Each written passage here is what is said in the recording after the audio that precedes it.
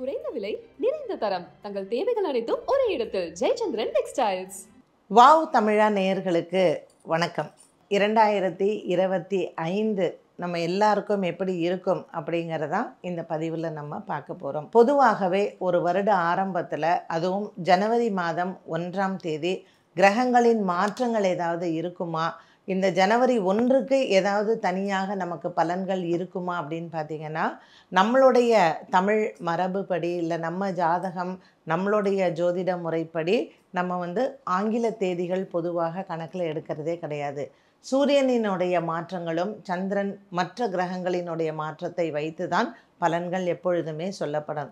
அதன் அடிப்படையில் தான் இந்த பதிவுமே நாம் பண்ணுறோம். இது எப்படி அப்படின்னு கேட்டிங்கன்னா, நமக்கு தை மாதம் உத்தராயண புண்ணிய காலம் ஆரம்பம், சூரியனினுடைய பாதை மாறுகிறது.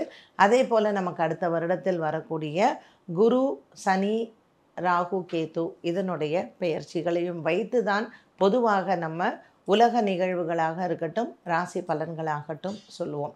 அதனுடைய அடிப்படையில் இன்றைக்கி நம்ம சொல்லக்கூடிய இந்த பதிவிலையும் அதை வைத்து தான் நம்மளுடைய ராசி பலன்கள் அமைந்திருக்கிறது.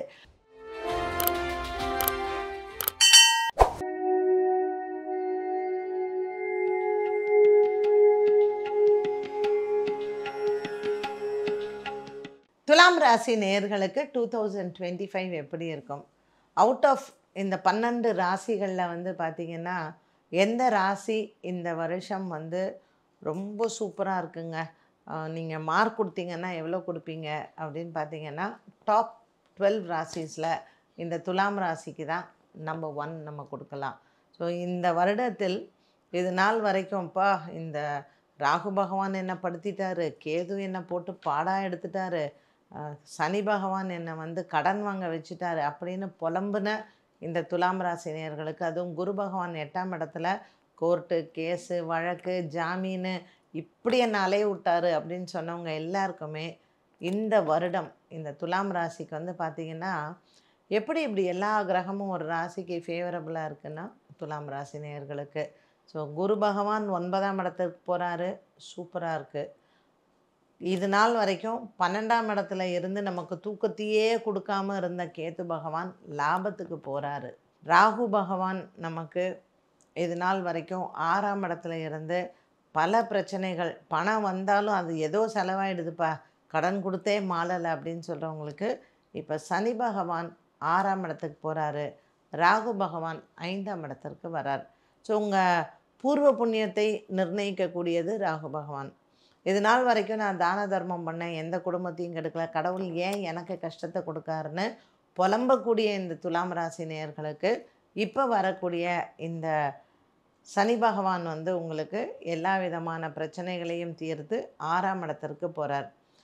5ஆம் இடத்திற்கு வரக்கூடிய இந்த ராகு பகவான் நம்ம என்னென்ன புண்ணியம் செய்தோமோ அது எல்லாத்துக்குமே பலன் தரக்கூடிய ஒரு காலகட்டமாக இது அமையுது.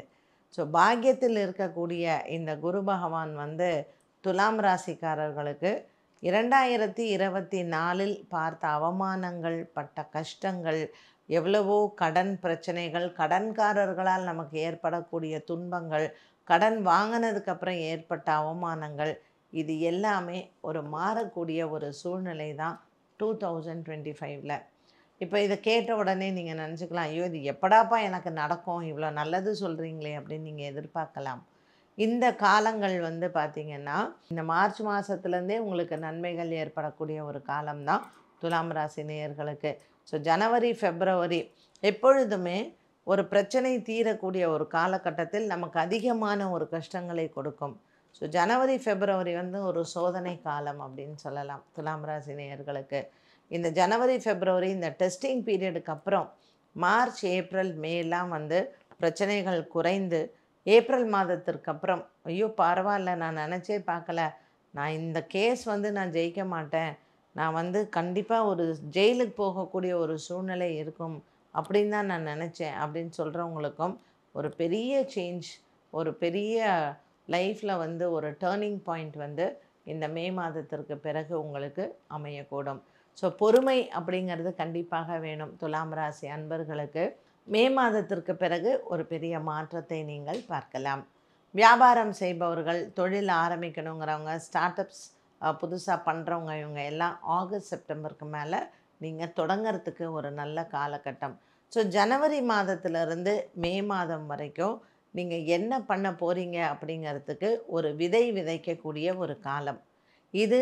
ஜூன் ஜூலை ஆகஸ்ட்டுக்கு பிறகு அது நல்லா நீங்கள் வந்து வளர்ந்து வருடத்தின் இறுதி நவம்பர் டிசம்பரெல்லாம் நீங்கள் அறுவடை காலம் என்று சொல்லலாம்.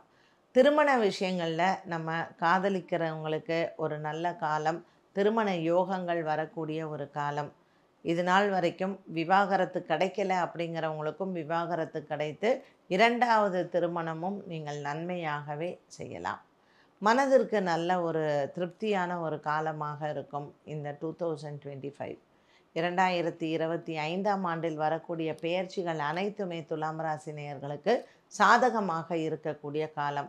பள்ளி பருவத்தில் இருக்கக்கூடிய மாணவ மாணவிகள், திருமண காலத்தில் இருக்கக்கூடியவர்களுக்கு மற்றும் வியாபாரம் செய்பவர்களுக்கும் நல்ல ஒரு காலமாக அமைகிறது.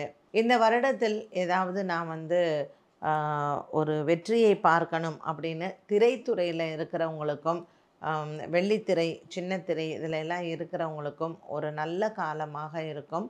ஆகஸ்ட் செப்டம்பர் அக்டோபர் ஆகிய காலகட்டங்களில் பரீட்சை எழுதியிருக்கேன், எனக்கு வந்து உயர் பதவிகள் வரணும், இதில் ஏதாவது மாற்றங்கள் எல்லாம் இருக்குமானா உயர் பதவிகளும் கிடைக்கக்கூடிய ஒரு காலம்தான்.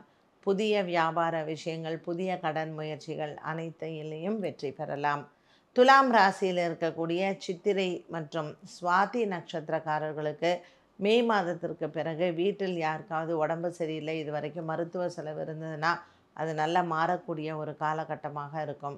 மனதளவில் இருந்த அழுத்தங்கள் எல்லாம் மாறி, ஒரு பய உணர்வு எல்லாம் மாறி, அப்பாடா இப்போ எனக்கும் ஒரு வாழ்க்கை கிடைக்கும் அப்படிங்கிற ஒரு நல்ல காலமாக, ஒரு வசந்த காலமாக அமையும். மே மாதத்திற்கு பிறகு இந்த துலாம் ராசியில் சுவாதி மற்றும் சித்ரா நட்சத்திரக்காரர்களுக்கு. விசாக நட்சத்திரக்காரர்களுக்கும் சின்ன சின்ன ஒரு எதிர்பார்ப்புகளில் ஏமாற்றங்கள் இருந்தாலும் கூட இந்த வருடத்தில் வந்து உங்களுக்கு நிறைய மாற்றங்களை நீங்கள் எதிர்கொள்ளலாம். புதிதாக தொழில் தொடங்குபவர்கள், திருமண விஷயத்தில் இருப்பவர்கள் மற்றும் பள்ளி பருவத்தில் இருக்கக்கூடிய மாணவ மாணவிகள், விசாக நட்சத்திரக்காரர்கள் கொஞ்சம் எச்சரிக்கையுடன் இருக்கலாம்.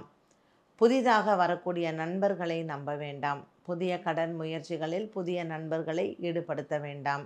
அதாவது நம்ம ஜாமீன் கையெழுத்திடுவதோ அல்லது மற்றவர்களுக்கு வந்து கடன் வாங்கி கொடுப்பதோ துலாம் ராசி அன்பர்கள் சற்று எச்சரிக்கையாக இருக்க வேண்டும்.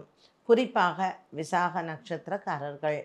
சித்திரை மற்றும் சுவாதி நட்சத்திரக்காரர்களுக்கு நல்ல காலமாக இருந்தாலும் கூட உங்களினுடைய மாற்றங்கள் சற்று தாமதமாகவே இருக்கலாம். மே மாதத்திற்கு பிறகு, அதாவது 2025ஆம் ஆண்டில் நல்ல ஒரு மாற்றத்தை பார்த்தாலும் இரண்டாவது கட்டமாக, அதாவது ஜூன் மாதத்திற்கு மேல் வருடத்தின் பிற்பகுதியில் நல்ல ஒரு காலம். வருடத்தின் முற்பகுதியில் நல்ல மாற்றங்கள் வந்தாலும் கூட எந்த ஒரு விஷயத்தை முடிவெடுப்பதும் நிதானித்து யோசித்து செயல்படலாம். துலாம் ராசி அன்பர்களுக்கு மனதளவில் நல்ல ஒரு தைரியத்தையும் உற்சாகத்தையும் வளர்த்து தரக்கூடிய ஒரு ஆண்டாக இந்த ஆண்டு அமைகிறது.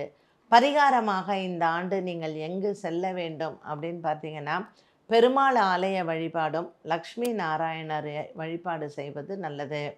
சத்யநாராயண பூஜையை இந்த பௌர்ணமிகளில் மேற்கொள்வது மிகவும் சிறப்பு. மகாவிஷ்ணு ஆலயங்களும் திவ்ய தேசங்களினுடைய தரிசனங்களும் உங்களுக்கு இந்த வருடத்தில் கை கொடுக்கும். குரு பகவானின் மாற்றத்திற்கு பிறகு திருப்பட்டூர் சென்று அங்கு பிரம்மபுரீஸ்வரரை வணங்கிவிட்டு வரலாம். துலாம் ராசி நேயர்களுக்கு குரு பார்வை பட்ட பிறகு அனைத்திலேயுமே வெற்றி கிடைக்கக்கூடிய ஆண்டாக அமையும்.